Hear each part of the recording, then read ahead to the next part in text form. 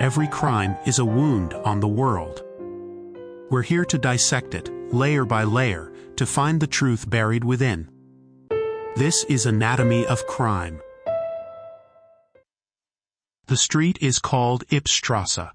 It's a perfectly ordinary street in the small, quiet Austrian town of Amstetten. Number 40 is a gray, unassuming apartment building, with a tidy garden and neatly trimmed hedges. For decades, it was the kind of place you would walk past without a second glance. It was a symbol of suburban tranquility, of the quiet, ordered lives that unfold behind closed doors. But the facade of 40 Ybbsstrasse was a lie. It was a meticulously constructed stage set, designed to conceal a universe of horror operating just a few meters beneath the sunlit pavement, while neighbors watered their lawns, while children rode their bicycles, while the mail was delivered, and life proceeded with its predictable rhythm. A secret drama of unimaginable cruelty was playing out in the dark. Below the ground floor, beyond a series of locked doors, hidden behind a workshop shelf, a woman named Josef Fritzl was living in a windowless tomb. She had been there since she was 18 years old. Her captor, her tormentor, and the father of her 7 children was also her own father, the building's owner, Josef Fritzl. He was the man who came and went from the house each day, the unremarkable patriarch who had built 2 worlds on one small plot of land, the world of light, where he lived with his wife and family, and the world of darkness, which belonged to him and him alone. For 24 years, one family lived on 2 separate floors, occupying 2 separate realities. One was a life of school, holidays, and Sunday dinners. The other was a life of perpetual twilight, of recycled air, of absolute dependency on the whims of a monster. The 2 worlds were separated by 8 locked doors and a thick layer of reinforced concrete, but most of all, they were separated by a lie of such monstrous audacity that it rendered the truth invisible. Today, on Anatomy of Crime, we dissect the anatomy of captivity. We will explore the architecture of a prison, not of steel and stone, but of psychology and control. We will examine how a human being can be erased from the world while living in the center of it, and how evil can flourish, silently and patiently, behind the most ordinary of doors. This is the story of the house on Ybbsstrasse, and the secret it kept for a quarter of a century. To understand the crime, you must first understand the man who engineered it. Josef Fritzl was born in Amstetten in 1935, a child of a fractured and brutal time. His was a difficult upbringing. He was raised solely by his mother, a single parent who worked as a servant. Their relationship was reportedly cold and abusive. He later claimed she would beat him until he was lying in a pool of his own blood. He described her as the worst woman he ever knew, and a profound sense of powerlessness seems to have been etched into his character from a young age. He never knew his father, who abandoned the family and later died in the Second World War.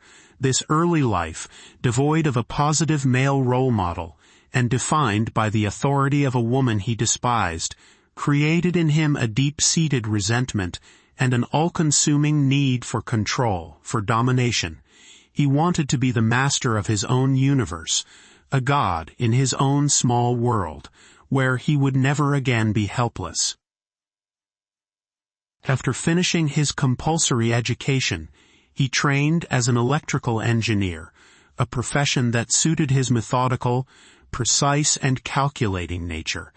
He was good with his hands, good at building things, good at understanding systems. In 1956, he married Rosemary, a quiet and submissive woman who seemed to offer him the traditional domestic life he craved. On the surface, they were a model couple. They had 7 children, and Joseph provided for them through a series of business ventures, including owning a guest house and eventually the apartment building, at 40 Ybbsstrasse. To the outside world, he was a stern but respectable figure. He was disciplined, hard-working, and insisted on order. But beneath this veneer, a darker history was already taking shape. In 1967, Fritzl was convicted of rape and served 12 months of an 18-month sentence. He had broken into a nurse's home and attacked a 24-year-old woman at knife point. He was also investigated for another attempted rape and for indecent exposure. These were not the actions of a pillar of the community.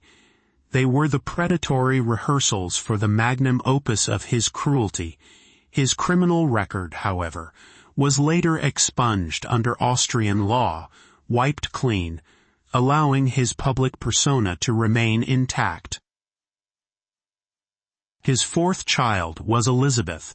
Born in 1966, she grew into a shy but headstrong girl. As a teenager, she began to rebel against her father's suffocating authority. He was not just strict, he was tyrannical. He dictated what she could wear, who she could see, and when she could leave the house. He subjected her to constant surveillance and verbal abuse. She felt like a prisoner long before she was ever locked away. The abuse was not just psychological. Years later, Elizabeth would testify that her father began sexually abusing her when she was just 11 years old. The home was not a sanctuary. It was the site of her earliest and most profound trauma. Desperate to escape, Elizabeth tried to run away. In 1983, at the age of 16, she fled with a friend to Vienna, but she was found by the police within 3 weeks and brought home. Her father's control only tightened. She tried again, but her attempts were futile. She was a child fighting a war against a man who held all the power. After her return, she enrolled in a course to become a waitress. A small step toward independence. It was a taste of freedom that her father could not tolerate. He saw her burgeoning adulthood not as a natural progression, but as a direct threat to his authority. He could not bear the thought of losing control over her, of her belonging to anyone else or even to herself. And so he began to build. In the years leading up to 1984, Josef Fritzl undertook a major renovation of the family home. He was converting the cellar, he told Rosemary, into a workshop and storage space. He was a practical man, always working on some project. No one questioned him. He worked alone, often late into the night.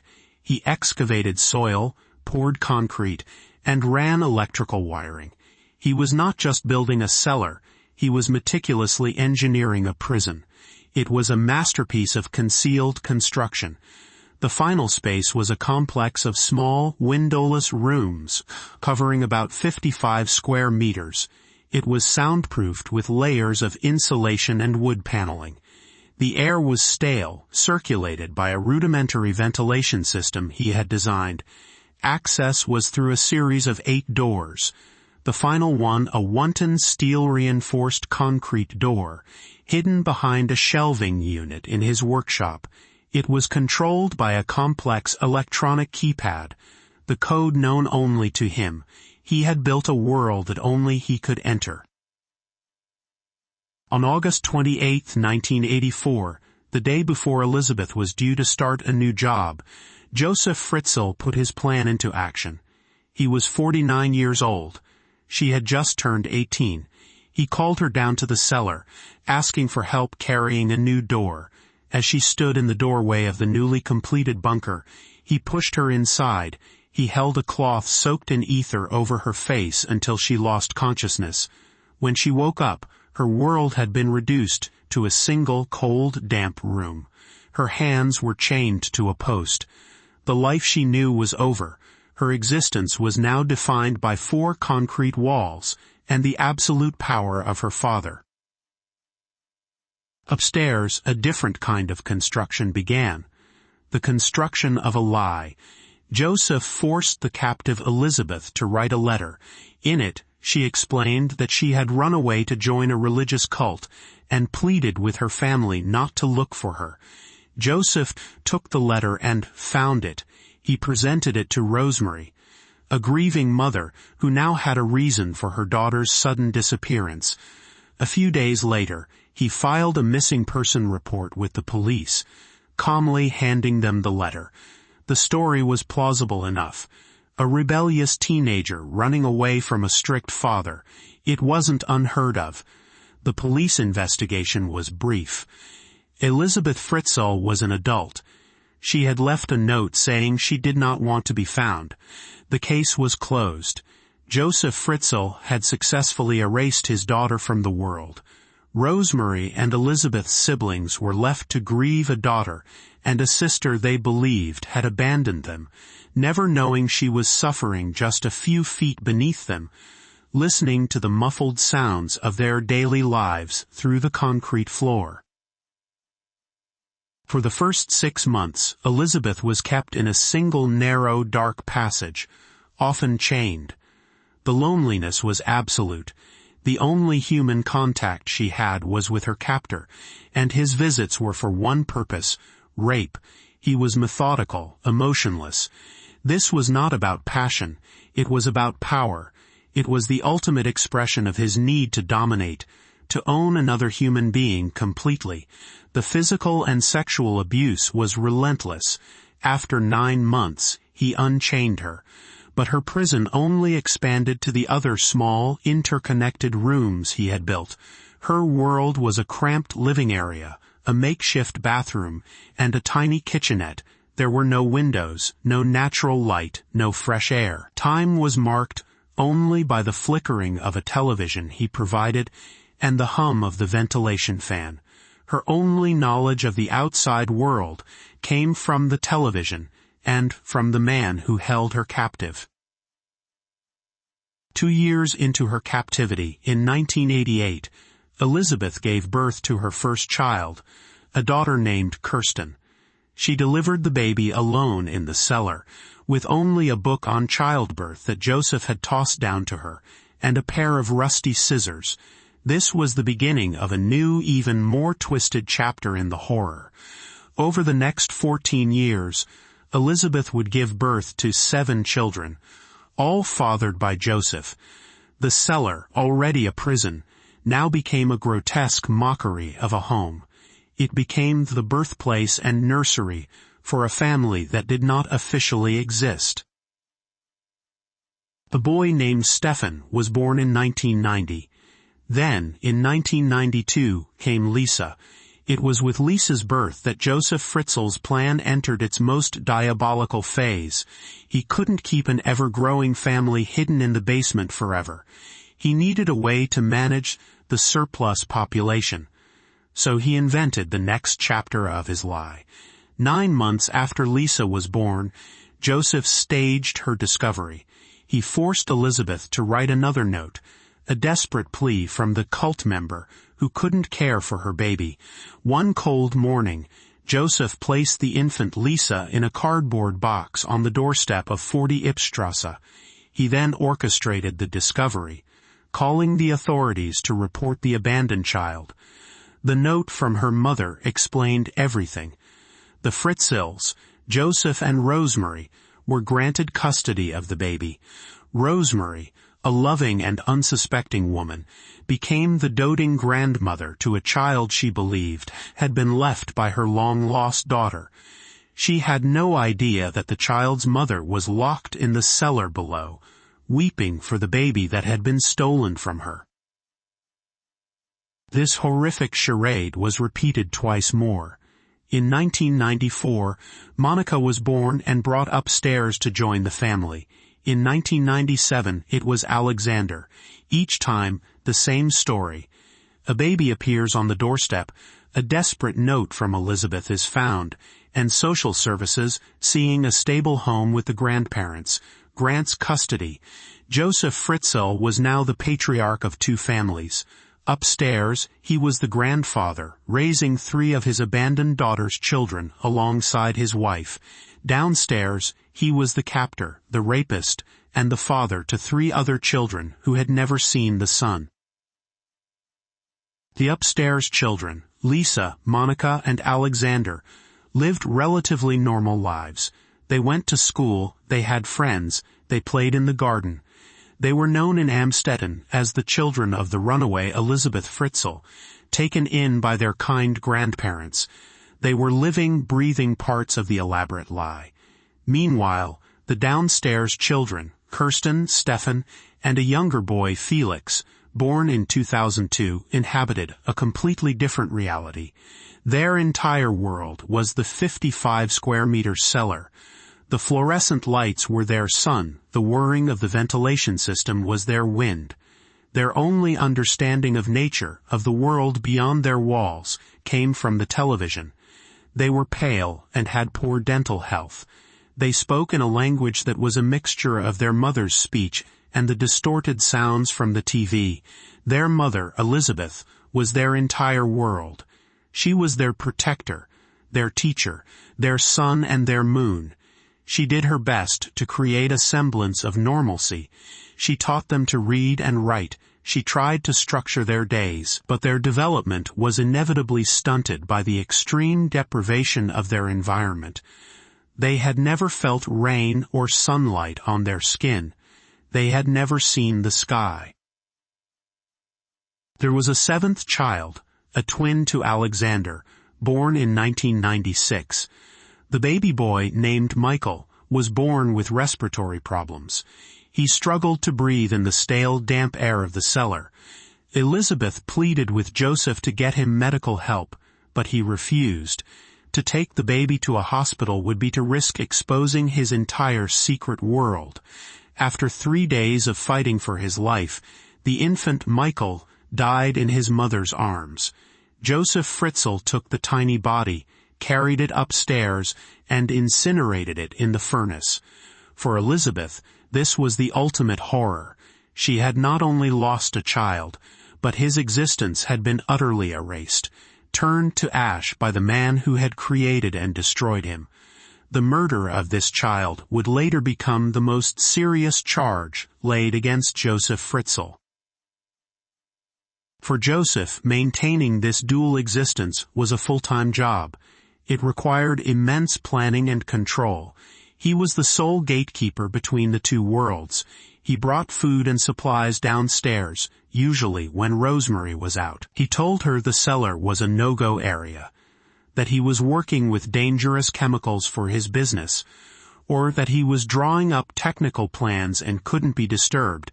He controlled the electricity to the cellar, and would sometimes cut the power for hours as a form of punishment, plunging Elizabeth and the children into total darkness and silence. He warned them that if they tried to escape or make noise, the cellar would be filled with poison gas, a lie, but one they had no way of disproving. He was their God, the giver of light, food, and life, and the arbiter of pain and punishment. His control was absolute.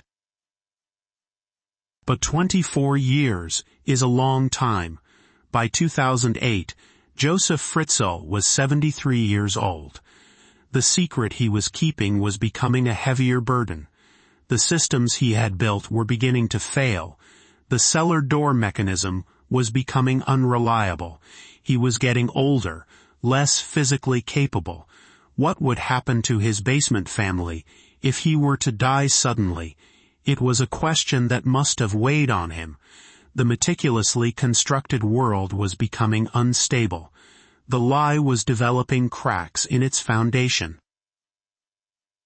The catalyst for its final, spectacular collapse came not from a police investigation or a lucky discovery, but from a medical emergency. In April 2008, Kirsten, the eldest daughter who had spent her entire 19 years in the cellar, fell gravely ill. She was unconscious, suffering from seizures. Her kidneys were failing. Elizabeth, frantic, begged her father to get her daughter help. This was a situation that could not be managed with the meager supplies in the basement. Kirsten was dying.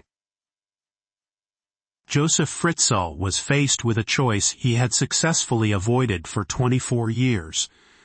To let Kirsten die would be to commit another murder and risk Elizabeth becoming completely uncontrollable. To take her to a hospital would be to introduce a person with no medical history, no identity, and a bizarre set of symptoms into the outside world. It was an enormous risk, but perhaps his own aging, or some sliver of human feeling, or simply the cold calculation that a dead body was more dangerous than a sick girl, led him to act. He chose the risk. He carried the unconscious Kirsten out of the cellar, up the stairs, and into the light for the first time in her life. He called an ambulance, telling the paramedics that he had found his long-lost daughter's child on his doorstep, gravely ill, with a note from her mother explaining the situation. It was the old lie, repurposed for a new crisis. At the hospital, doctors were baffled. Kirsten was critically ill, suffering from multi-organ failure. Her skin was unnaturally pale, her teeth were rotting, and her muscles were underdeveloped. She had no medical records, no history. Doctors couldn't understand what was wrong with her, realizing they needed to know more about her background to treat her, and suspecting a genetic condition. The hospital staff made a public appeal. They went on television, begging for Kirsten's mother, Elizabeth Fritzl, to come forward. They needed her for information, for a medical history that could save her daughter's life. The public appeal changed everything. The case of the missing Elizabeth Fritzl, cold for 24 years, was suddenly active again. The police were involved. The media was reporting on it. The pressure on Josef Fritzl was immense. He was being inundated with calls. He saw his own face on television, connected to the mystery. He knew his carefully constructed world was about to implode. He tried to manage the situation. He brought Elizabeth upstairs, along with her two sons, Stefan and Felix, and forced them to rehearse a story. But the end was near. He took Elizabeth to the hospital to see Kirsten, planning to present her as the repentant cult member who had finally returned. But he had made a fatal miscalculation. He had underestimated the power of freedom. On April 26, 2008, as Joseph and Elizabeth were leaving the hospital, they were stopped by the police. The authorities had received an anonymous tip, suggesting that the cellar of the Fritzl house should be investigated. The police separated Joseph and Elizabeth for questioning. This was the moment Elizabeth had been waiting for 24 years. It was her first interaction with people in authority, away from the terrifying presence of her father. An astute police officer, Leopold ETZ, sensed her terror and fragility. He made her a promise. He promised her that she would have no more contact with her father, ever again. He guaranteed her safety. It was that promise that finally unlocked the truth. In that police station, the entire horrifying story came pouring out. For hours she spoke, recounting the 2.5 decades of rape, imprisonment, and abuse. The story was so monstrous, so beyond the realm of normal human experience, that the officers were stunned into silence. They knew instantly that they were in the presence of a truth more terrible than any fiction. Based on Elizabeth's testimony, police descended on 40 Ybbsstrasse. Josef Fritzl, who had been taken into custody, initially denied everything, but he eventually led them to his workshop. He showed them the shelf, the hidden locking mechanism, and the code. As the heavy concrete door swung open, the investigators were met with a wave of stale, foul air. They stepped out of the world of light and into the tomb. The scene that greeted them was one of utter squalor and despair. The low-ceilinged rooms were cramped and damp. There were children's drawings taped to the mold-stained walls, a pathetic attempt to bring color into a colorless world. In the corner, huddled together in terror, were Elizabeth's two sons, 18-year-old Stefan and 5-year-old Felix. Like Kirsten, they were ghostly pale. Felix, the youngest, was overjoyed to see police officers, people he only knew as heroes from the television shows he watched. Stefan, the older boy, stared with wide, uncomprehending eyes. For them, these strangers were aliens, invaders from a world they had only ever seen on a screen. Josef Fritzl was arrested. Faced with the undeniable evidence of the prison he had built and the testimony of his daughter, he confessed. But his confession was devoid of remorse. He was not a man broken by guilt. He was a man frustrated that his perfect system had failed. He spoke of his actions in a detached, bureaucratic tone. He claimed he was protecting Elizabeth from the world, from drugs and bad influences. He saw himself not as a monster, but as a misunderstood patriarch, a provider who had created a family and kept it safe, albeit in a highly unconventional manner. He showed no understanding of the profound trauma he had inflicted. In his warped mind, the basement was a sanctuary of his own making, and the people inside were his property. The world reacted with collective shock and revulsion. The story from Amstetten, Austria, became global news. How could this have happened? How could a man keep his family imprisoned in his own home for 24 years without anyone knowing? The questions were directed not just at Josef Fritzl, but at the community, at the social services, at the police who had closed the case so many years before. There were no easy answers. Fritzl was a master manipulator. He had exploited a system that was inclined to believe in the sanctity of the family unit and the authority of a father figure. He had capitalized on his wife's trust and the world's willingness to look away. He had hidden his crime, not in a remote forest, but in plain sight, insulated by the assumption of suburban normalcy. The legal proceedings began. Fritzl was charged with murder by neglect for the death of the infant Michael, as well as slavery, rape, incest, coercion, and false imprisonment. The trial, held in March 2009, was a media sensation. To spare Elizabeth and her children the trauma of testifying in person, her statement was videotaped. For 11 hours, her recorded testimony played in the courtroom, a harrowing, detailed account of her 8,642 days in captivity. The jury watched, mesmerized and horrified. Her quiet, steady voice filled the room, a voice from the grave that had come back to seek justice. Her testimony was the most powerful piece of evidence.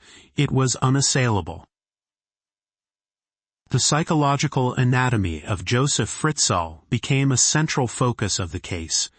Court-appointed psychiatrist Adelheid Kastner diagnosed him with a severe narcissistic personality disorder. He was described as an emotional illiterate, a man incapable of empathy or remorse. He saw other people not as human beings with their own feelings and rights, but as objects to be used for his own gratification. His life was driven by an insatiable need for power and control, a need born from his own abusive and powerless childhood. He had turned his own home into a kingdom where he was the absolute ruler. His word was law, and his subjects existed only to serve his needs. He was a textbook example of what philosopher Hannah Arendt famously called the banality of evil. He was not a frenzied, chaotic monster. He was organized, methodical, and disciplined in his cruelty. He was a bureaucrat of torture. During the trial, something shifted. After watching his daughter's testimony, seeing the full scope of the suffering he had caused laid bare, Josef Fritzl changed his plea. On the third day of the trial, He pleaded guilty to all charges, including the murder of his infant son.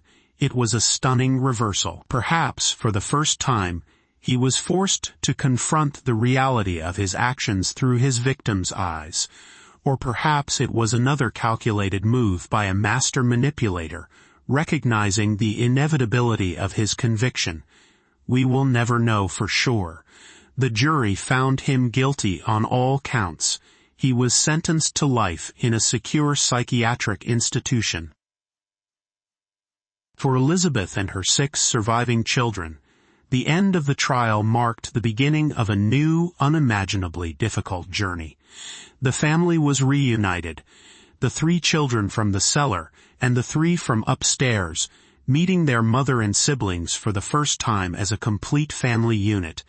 They were taken to a secluded clinic, shielded from the world's media. Under the care of a team of doctors and psychologists, they began the slow process of healing. They were given new identities and relocated to an undisclosed location in Austria to start a new life. The downstairs children had to learn about the world from scratch. Felix, the youngest, was fascinated by the simple act of a car door opening automatically. They all had to adjust to sunlight, to open spaces, to the feeling of grass under their feet. Elizabeth, at age 42, was now the mother to a complex and traumatized family, ranging in age from 5 to 19. Her resilience, her strength in holding her family together, both in the cellar and in the aftermath, is perhaps the most extraordinary part of this story. She had not just survived, she had ensured her children survived with her. She had been their teacher, their protector, and their only source of love in a world of darkness. The case of Josef Fritzl forces us to confront uncomfortable truths. It reveals the terrifying fragility of the social contract. It shows how easily a person can be disappeared, not by a state or a criminal organization, but by a single determined individual within the supposed safety of a family.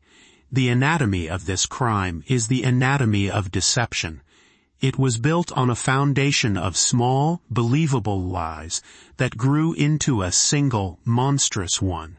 It relied on the power of domestic authority, the privacy of the home, and the reluctance of outsiders to interfere.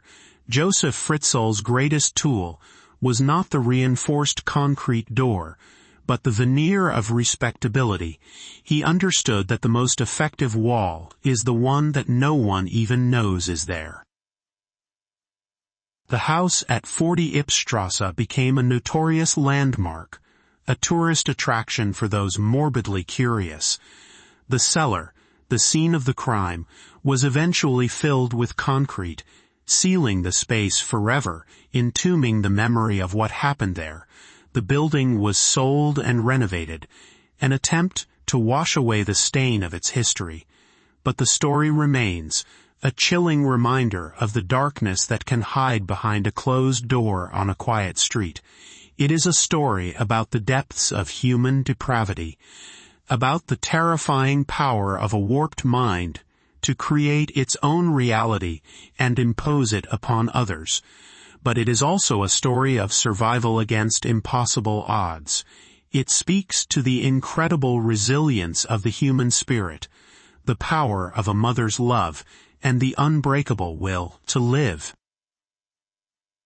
The door to the cellar at 40 Ybbsstrasse is sealed with concrete now, a permanent monument to the darkness it once contained. But the true legacy of the case is not found in the void left behind, but in the family that escaped it, a testament that even after 24 years without sunlight, the human spirit can learn, once again, to live in the light. This has been Anatomy of Crime, where the truth is never simple, but always worth seeking.